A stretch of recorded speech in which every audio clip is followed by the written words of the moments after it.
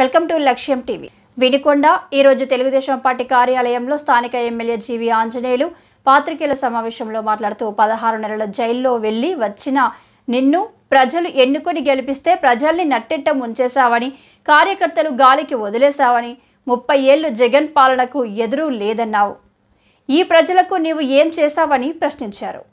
విదేశాలు వెళ్ళొచ్చాక జగన్కి కాస్త పిచ్చి తగ్గుతుందేమో అనుకుంటే ఇంకా పిచ్చి ముదిరిపోయింది. నోటికొచ్చినట్టు మాట్లాడుతూ ఉన్నాడు జగన్. ఒక్క అవకాశం అంటే 16 నెలలు జైల్లో ఉండొచ్చిన నిన్ను నమ్మి ప్రజలు గెలిపిస్తే నువ్వేం చేసావు? ప్రజల్ని నట్టేట ముంచావు.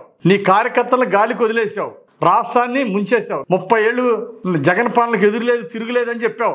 నువ్వు అధికారంలోకి వచ్చినటువంటి సంవత్సరానికే ఈ నియంత ఎప్పుడు పోతాడా అని ప్రజలు ఎదురు చూశారు. 4 సంవత్సరాలు అది నీ నిర్వాకం.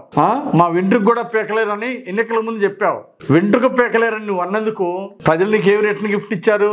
వెంట్రుకలు కూడా లేకుండా పీక్ అక్కడ కూర్చోబెట్టారు. రానున్న అసెంబ్లీ ఎన్నికల్లో రేపు 2.0 అంటే ఈ 11 సీట్లు కూడా కాదు, జీరోనే ప్రజలు నీకు ఇచ్చేది, సందేహమే లేదు.